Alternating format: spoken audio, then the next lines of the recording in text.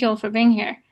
Okay, so as the title of this talk suggests, my focus here in part is going to be on just how non-Leibnizian Chatelet's metaphysics is, despite her own claim in the Institutions de Physique that what she's really doing is, bringing together a Leibnizian metaphysics and using it to provide a foundation, a metaphysical foundation for Newtonian physics. Okay, this is not an original claim. Others have made this claim in the literature, but what I'll be focusing on in particular is Du Chatelet's conception of sufficient reason and how it comes apart in a significant way from Leibniz's conception of sufficient reason. And I'll further show that this distinction in Leibniz's and Du Chatelet's conceptions of sufficient reason ground their metaphysics. So, in particular, Leibniz holds that each substance is a world apart. This is Leibniz's world apart doctrine. There's an epigram on the top of the handout that reads from Leibniz's Discourse on Metaphysics that each substance is like a world apart, independent of all other things except for God. And by contrast, Du Chatelet thinks that always linked in the world, each being has a relationship to all the beings that coexist with it and to all those that preceded it and that must follow it. And so Leibniz and Du Chatelet end up in very different places with respect to their metaphysics. And the question is, how did they get there, given that they both seem to share, among other things, this core commitment to the principle of sufficient reason. And I'm going to argue that this difference, in particular in their views about intersubstantialization and the independence of substance, are ultimately grounded in difference in how they conceive of sufficient reason. They're ultimately grounded in their conceptions of sufficient reason. Okay, so as I say in the handout, my primary aim in the talk will be to show that Du Chatelet's conception of sufficient reason comes apart from Leibniz's conception and underwrites her distinctive metaphysics, a metaphysics that does away with Leibniz's doctrine of the independence of substance and embraces intersubstantial causation. Okay, so the plan for the talk is as follows. So first, I'll characterize Leibniz's conception of sufficient reason. Okay, and I'll do it quite briefly. Second, I'll show how Leibniz's conception of sufficient reason both entails and explains his doctrine of the independence of substance. And finally, I'm going to show how Du Chatelet's conception of sufficient reason underwrites her distinctive and non-Leibnizian, despite her own claim, metaphysics. Okay, so then let's start with Leibniz on sufficient reason. Okay, so Leibniz's commitment to the PSR can be traced back to some of his earliest writings.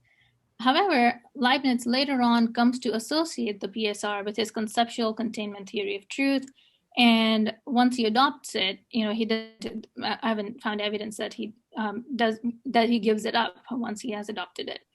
And so, for example, in this letter, 1686 letter to Arnaud, Leibniz writes that, for each truth consists in a subject and a predicate, and a truth is made true by the fact that predicate is contained in the subject. And, as it says, otherwise I do not know what truth is, for there must always be some foundation for the connection between the terms of a proposition, and this may be found in their concept. Okay, and this is my great principle with which I believe all philosophers should agree, and one of whose corollaries is the commonly held axiom that nothing happens without a reason, which can always be given why the thing has happened as it did rather than in another way. So what is Leibniz's conceptual containment theory of truth? Certainly, according to this theory, each truth is made true by the fact that a predicate is contained in the subject, and this containment provides a sufficient reason for that truth. Okay. And so it is a consequence of Leibniz's conceptual containment theory that the sufficient reason for every truth is grounded in the nature of substance. Okay, for the concept, the complete individual concept that that is correlated with every substance contains all the predicates that are part of its nature. And so, as Leibniz goes on to say in the discourse, since this is so, we can say that the nature of an individual substance or of a complete being is to have a notion so complete that it is sufficient to contain and to allow us to deduce from it all the predicates of the subject to which this notion is attributed. Now, what I want to highlight here is a significant aspect of, is a significant feature of Leibniz's conception of sufficient reason. So Leibniz here is not just committed to the claim that every fact has a sufficient reason for why it is thus and not otherwise, but to the stronger claim that every fact has a natural reason that explains why it is thus and not otherwise, where a natural reason is a reason that appeals to the natures of substances. And this seems to be a straightforward consequence of Leibniz's commitment to the conceptual containment theory of truth. Okay, so for Leibniz, again, Leibniz's commitment to the PSR is stronger than just a claim that every fact has a sufficient reason.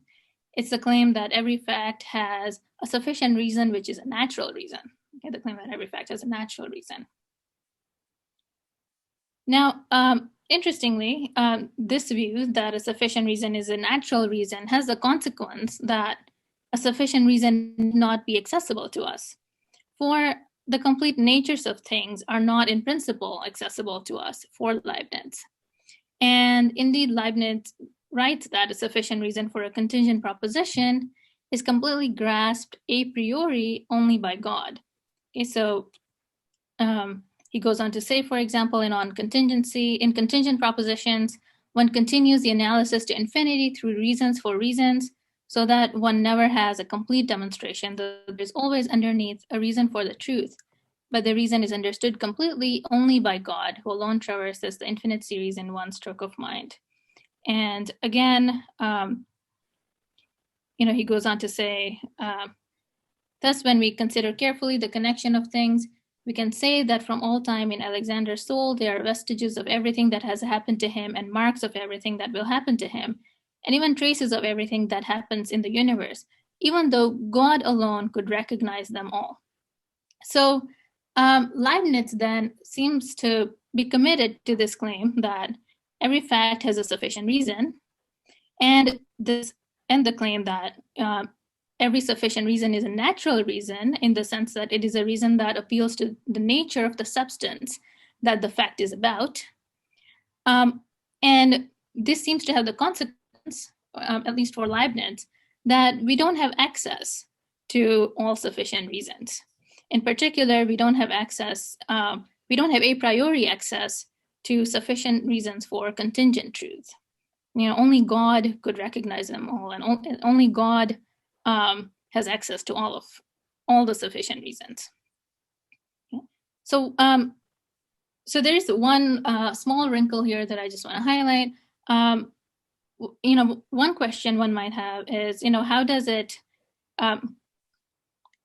What is the connection between the claim that every sufficient reason is a natural reason, and the claim that we don't have access to all the sufficient reasons? In particular, one might think that, actually, I'm gonna stop there, and I'll come back to this point in a little bit. Okay, so at the moment, I just want to highlight that for Leibniz, every sufficient reason is a natural reason, and then it seems that we don't have access to all these natural reasons. Okay, so I'm next going to draw a connection between Leibniz's conception here of sufficient reason and his claim about the independence of substance. So, given that Leibniz thinks that that a sufficient reason is a natural reason, what implications does Leibniz's conception of sufficient reason have then for his metaphysics of substance?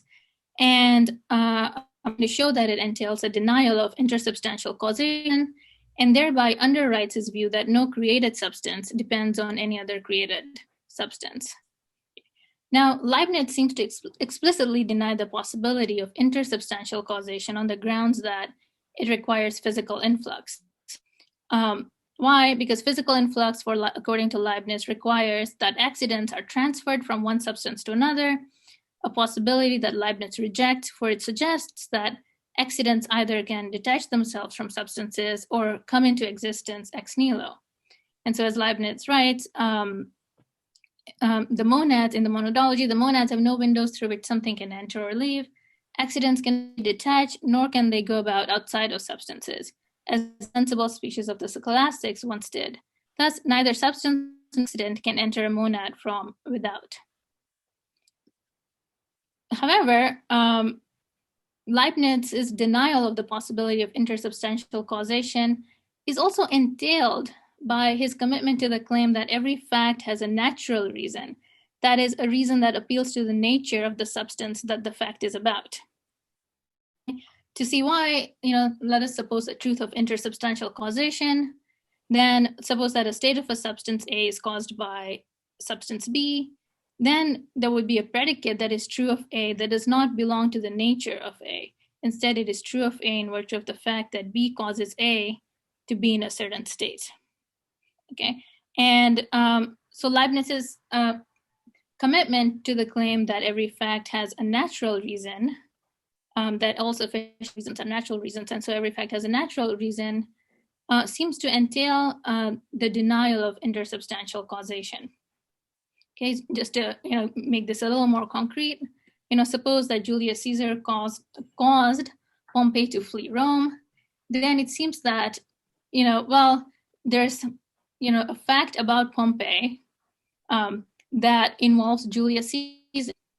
But if that's right, then if Julius Caesar did in fact cause Pompey to flee Rome, then it's not the case that the sufficient reason for why Pompey fled Rome has to do with the nature of Pompey. It has to do with the nature of Julius Caesar, or a fact about Julius Caesar.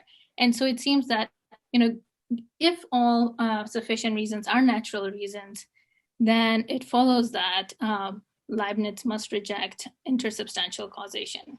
Because if he accepts intersubstantial causation, if Julius Caesar does indeed cause Pompey to flee Rome, then he would have to reject the claim that that a sufficient reason is a natural reason. Okay. So one question here is, well, can't a natural reason involve more than one substance? And I think that this is not a very plausible reading of Leibniz, because it goes against his claim about the independence of substances. A nature of one particular substance for Leibniz shouldn't and can't involve predicates that involve other substances, for that would undermine the independence of substance. Okay, and so if by the claim that every fact has a sufficient reason, if that claim entails for Leibniz that every fact has a natural reason, and if that means that the natural reason has to concern a predicate that belongs to the substance that the fact is about, then it does seem to follow that if every fact has a natural reason, then Leibniz must reject the possibility of intersubstantial causation. However, all we have so far is an entailment, and mere entailment does not on its own suggest a relation of explanatory priority.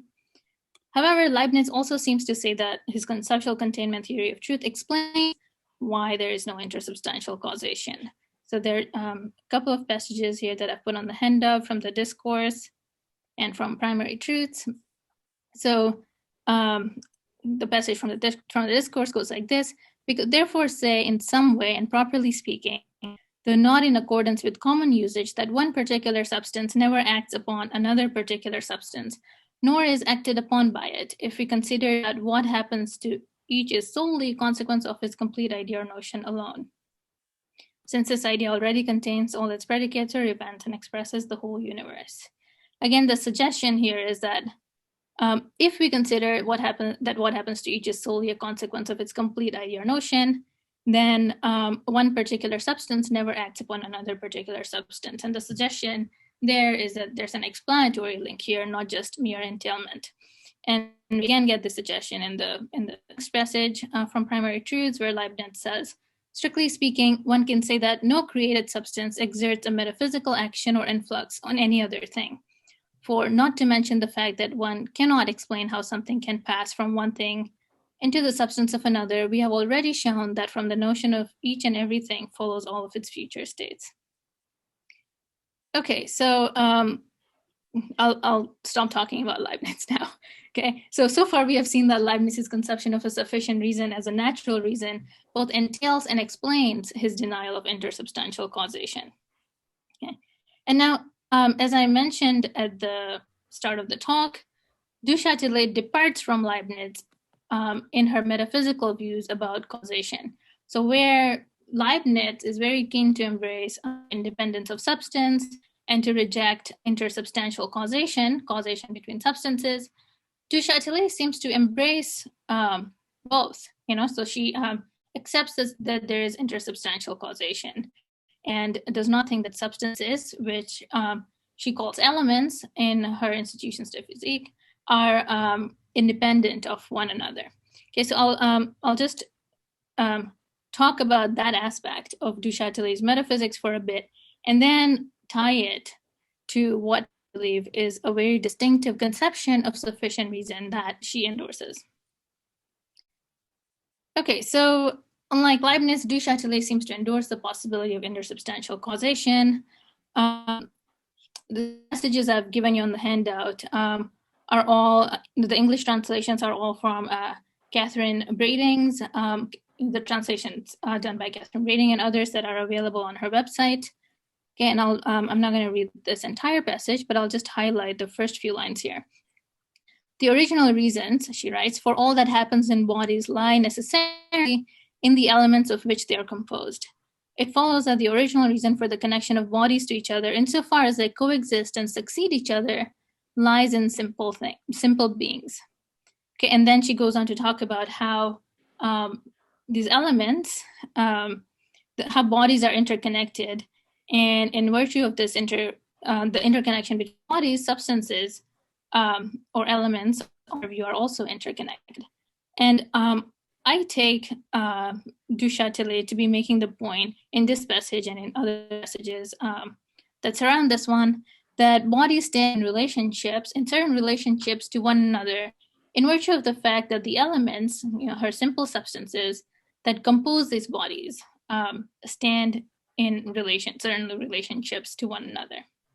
Okay, again, this is not a point that is original with me. It has been made before by both Catherine Brading and Maria Stan. And the argument here is basically that, look, bodies for Du Chatelet stand in genuine causal connections to one another. And Du Chatelet clearly seems to hold the view that all connections or relations that hold between bodies are grounded in connections between the simples. This is what Du Chatelet seems to be suggesting in the 3 lines of this passage. And so therefore, the simple beings must stand in causal connections to one another. And that seems to be a commitment to intersubstantial causation. Now, one objection you might have here is to the claim that just because bodies at the phenomenal level stand in causal connections to one another, and that these connections are grounded in connections between simples, that simples stand in these causal connections. You might think that, well, can it be the case that the simples stand in some other sort of relation, not a causal relation?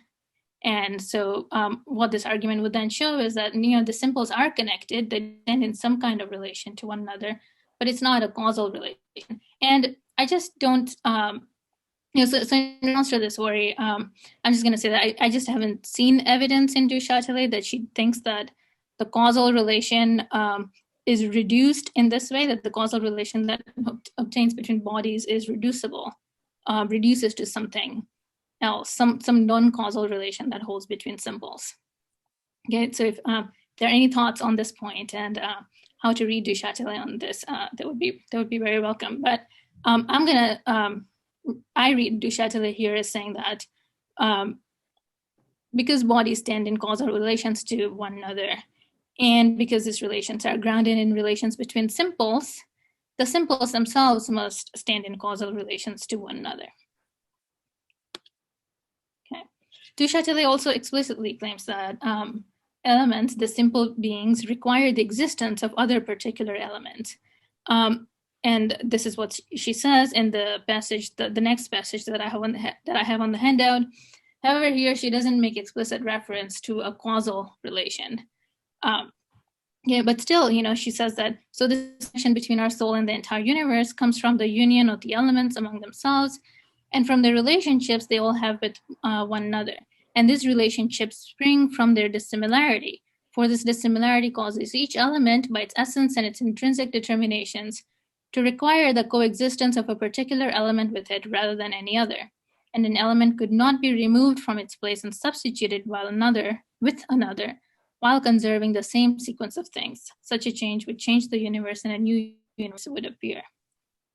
Now, I read this as a claim that is in stark contrast with Leibniz's commitment to the independence of substances.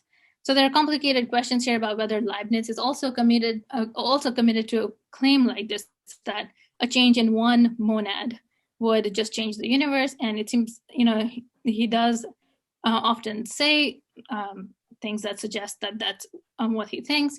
But I think that the kind of connection that holds for Leibniz between monads is very different from the sort of connection that Du Chatelet is envisioning here, that holds between the simples. And in particular for Leibniz, there's only a connection that holds between monads and these independent substances for Leibniz because God conceives of them as obtaining or coming into actuality together. Okay, so there's a sense in which the connections that hold between monads for Leibniz has to, bring in God and have to do with what God perceives, whereas not Du Chatelet. Okay, so it seems that for Du Chatelet, particular substances require the existence of other particular created substances, and so are not independent. And finally, unlike Leibniz, Du Chatelet distinguishes between those features of a substance that are essential to it and those that are variable, where a variable feature is one that can leave a substance. It's a contingent feature, not in Leibniz sense of contingent, but in the sense that a substance could lose that feature. Okay, and that distinction is crucial for securing the possibility of intersubstantial causation for Du Chatelet, and particularly if intersubstantial causation here requires something like physical influx. Okay, so Du Chatelet here writes, all that is used from the essence belongs constantly to the being, and it is this that we call attribute or property, nothing that conflicts with the essence of a being, that is to say, with the primordial and essential determinations could be found in that being, but all that is not contradictory to these determinations can be found in it, although it is not always found there. And this is the origin of attributes and of variable properties or modes. Okay, so for Du Chatelet then, the natures of substances are not as full as they are for Leibniz. They are features of substances that are variable. Not every feature of a substance belongs to its nature, unlike for Leibniz. Okay, and that is crucial for securing the possibility of intersubstantial causation for Leibniz. And I've just given you an argument, or at least textual evidence that suggests that Du Chatelet is committed to intersubstantial causation. Okay, but now if Du Chatelet's elements stand in causal relationships to one another, she cannot consistently also be committed to Leibniz's conception of sufficient reason as a natural reason. Okay. For as we just saw, that conception precludes the possibility of causal interaction between contingent substances, and so entails the independence of the substances. Okay, so because Du Chatelet endorses, if I'm right, and Du Chatelet endorses intersubstantial causation, then she can't be committed to Leibniz's conception of a sufficient reason as a natural reason. For that conception precludes intersubstantial causation. Okay. Given that a commitment to the claim that every truth has a natural reason entails the denial of the possibility of intersubstantial causation, that Du Chatelet embraces intersubstantial causation entails a rejection on her part of the claim that every truth has a natural reason. Okay, so all I've shown so far is that there's, again, entailment, from Du Chatelet's endorsement of intersubstantial causation to her rejection of this conception of sufficient reason, on which a sufficient reason is a natural reason, this conception which I've shown that Leibniz endorses. Now, is there reason to think that Du Chatelet's particular conception of sufficient reason is prior to, and so underwrites her views about causation? So again, my goal in the paper is to show that Du Chatelet and Leibniz have very different metaphysics, that Du Chatelet's metaphysics is not Leibnizian, but more importantly, that this distinction traces back to their differing conceptions of sufficient reason. Okay, so what I've shown so far is that there's this entailment from her rejection of intersubstantial causation to the rejection, or at least a commitment on her part, to rejecting the conception of sufficient reason as a natural reason. But I haven't told you what Du Chatelet's conception of a sufficient reason is and how it might ground or explain her commitment about causation. So that's what I'll now turn to. Okay. So the first thing I want to highlight here is that for Du Chatelet, a sufficient reason is a reason that is graspable by us rather than an omniscient knower. Okay. Aaron Wells, I think Aaron's here. Yeah. Has a forthcoming paper that also makes this point. And I just want to highlight that. Okay. So here Du Chatelet writes, the principle on which all contingent truths depend and which is neither less fundamental nor less universal than that of contradiction is the principle of sufficient reason. All men naturally follow it, for no one decides to do one thing rather than another without a sufficient reason that shows that this thing is preferable to the other. Okay, so her statement of the PSR is quite unusual here. So it's stated as though it is a principle of action, which is interesting. Again, it's not okay.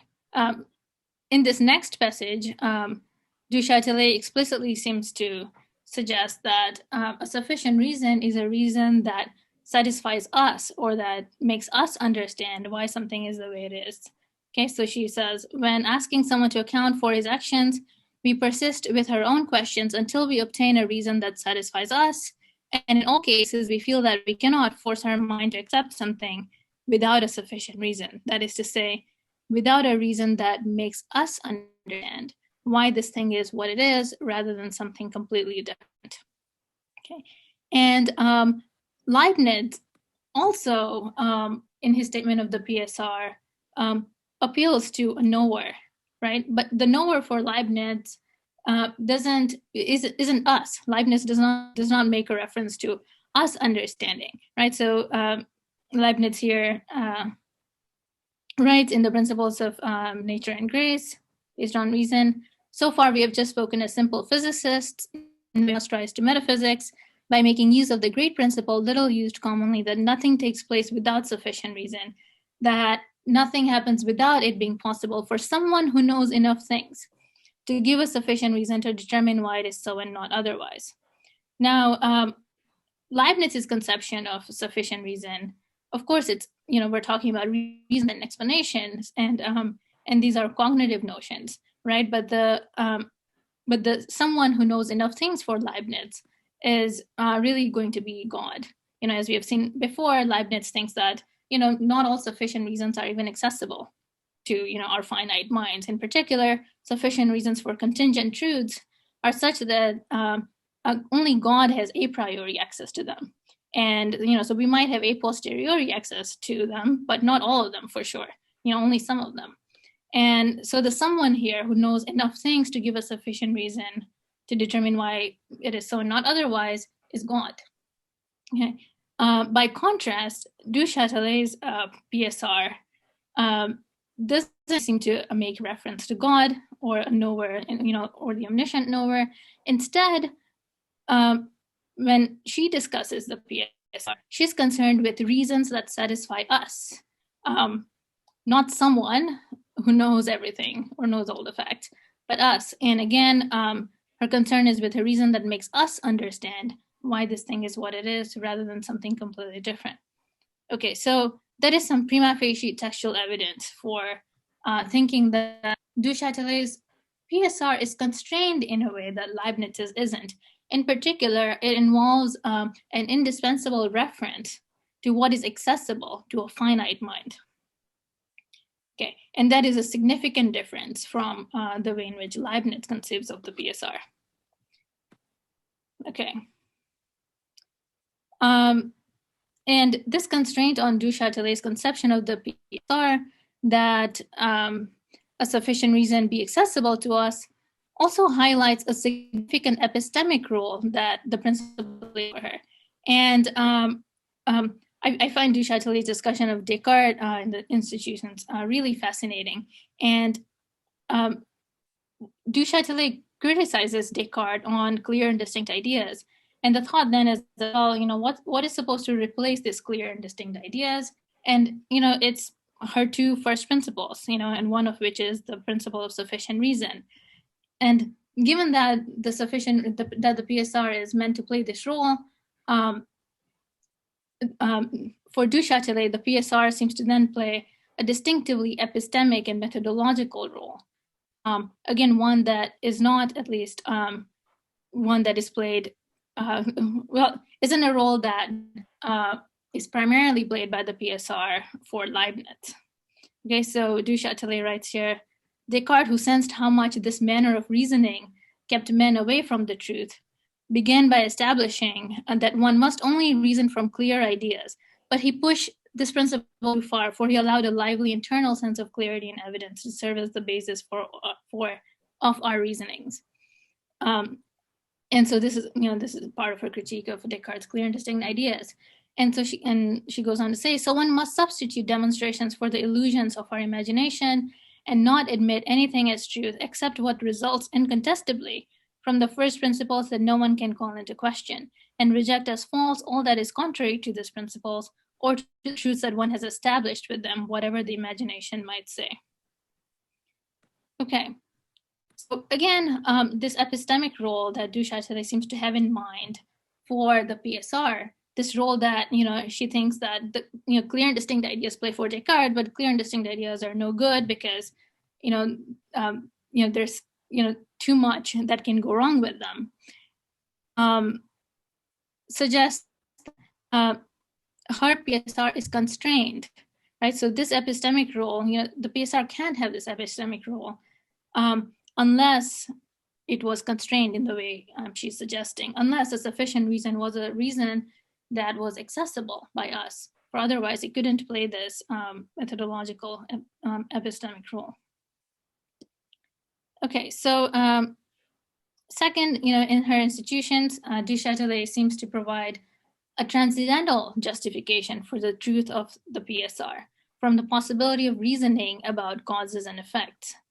And if this argument succeeds, it secures the truth of the principle of sufficient reason as a principle for us to make judgments about causation. So given the way in which Du Chatelet justifies her commitment to the PSR,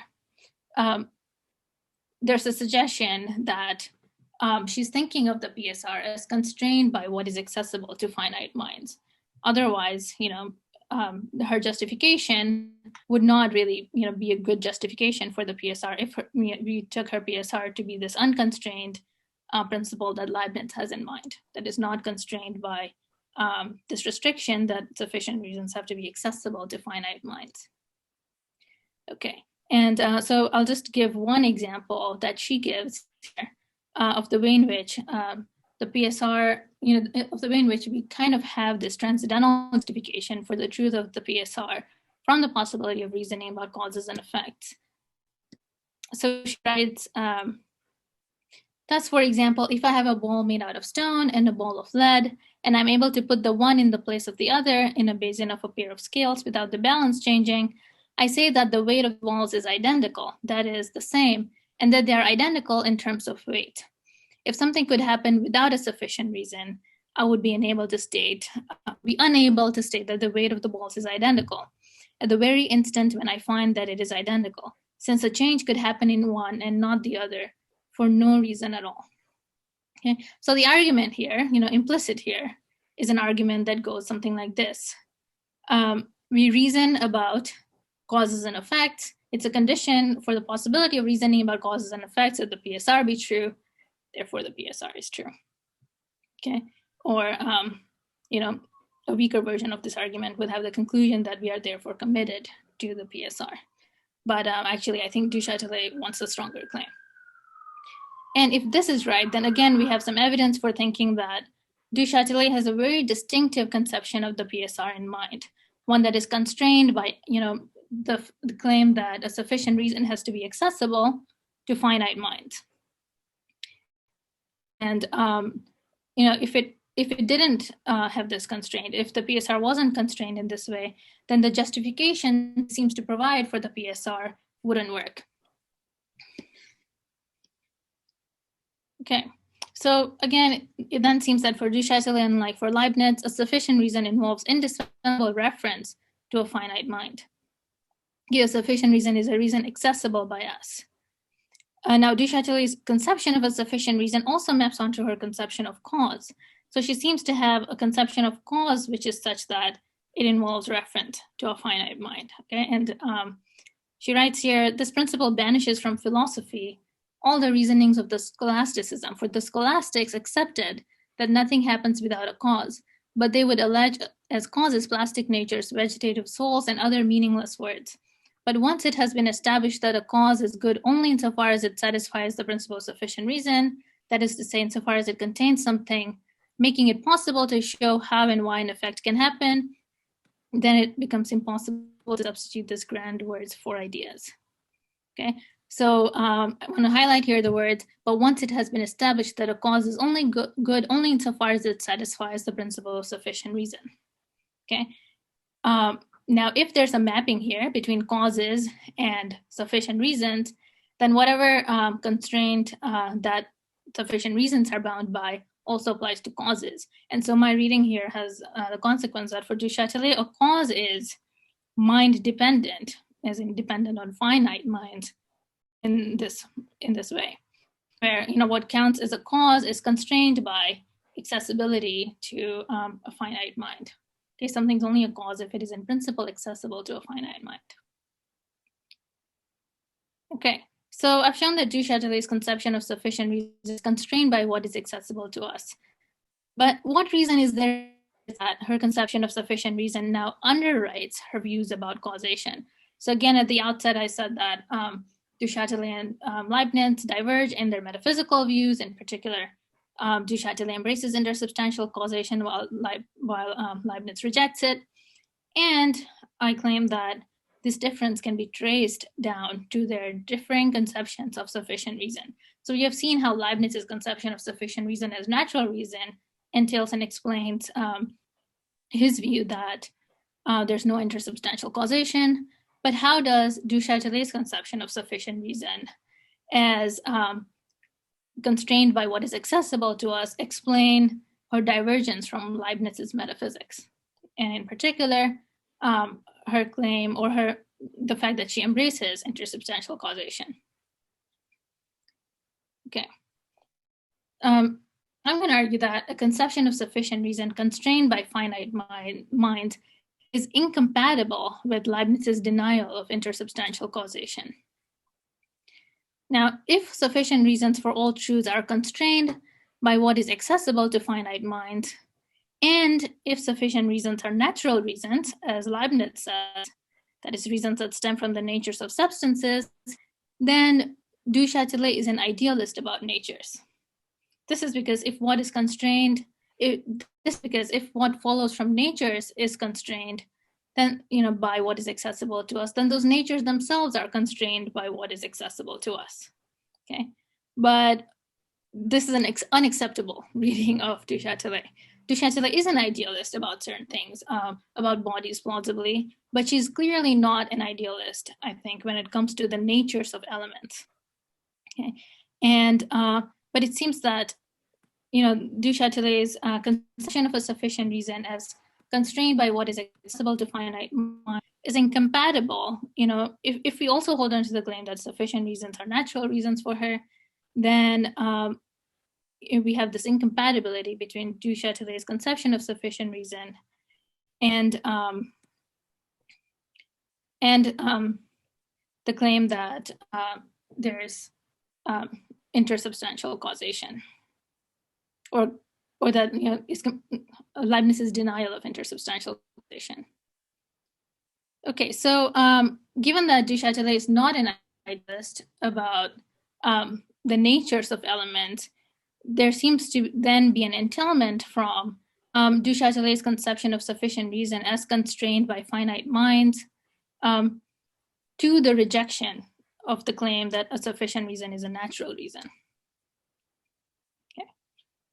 But now, again, now that there's this entailment and there doesn't seem to be a clear entailment in the other direction, this suggests that there's not merely entailment here, but that there's explanation, right? So Du Chatelet's conception of sufficient reason in particular seems to entail the rejection of the conception on which a sufficient reason is a natural reason, unless we allow that she is an idealist about the natures of elements, an idealist in the sense that what counts as a nature of any simple element is constrained by what is accessible to finite mind.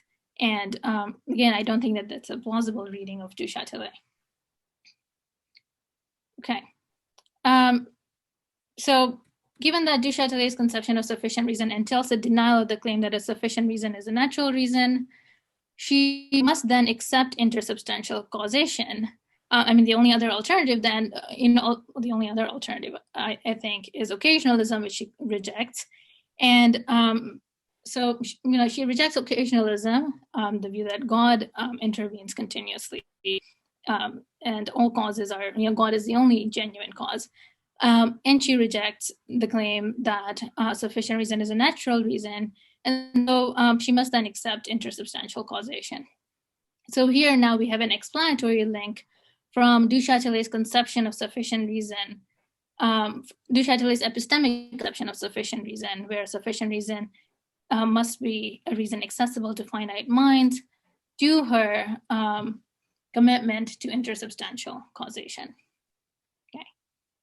And given this explanatory link, we can now see how Du Chatelet's commitment to sufficient reason explains and underwrites her metaphysical, or at least an aspect of her metaphysical view. Okay, so I'll just finish up in the next couple of minutes. Du Chatelet's conception of sufficient reason then departs radically from Leibniz's conception, and I've argued that this departure underwrites her metaphysical views that also come apart from Leibniz's metaphysical views. And this departure is not a straightforward restriction of the scope of the PSR. If the disagreement between Leibniz and Du Chatelet here was merely over the scope of the PSR, then this divergence would not necessarily be very deep. Instead, I've argued that a divergence in the contents of that there's a divergence in the content of their respective versions of the principle.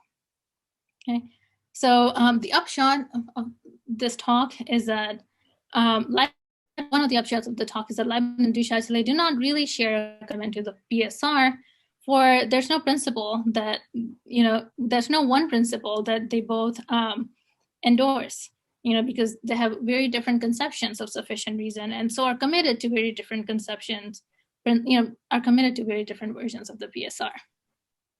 And it is hard to see how any metaphysics that departs so radically from Leibniz could be appropriately described as Leibnizian.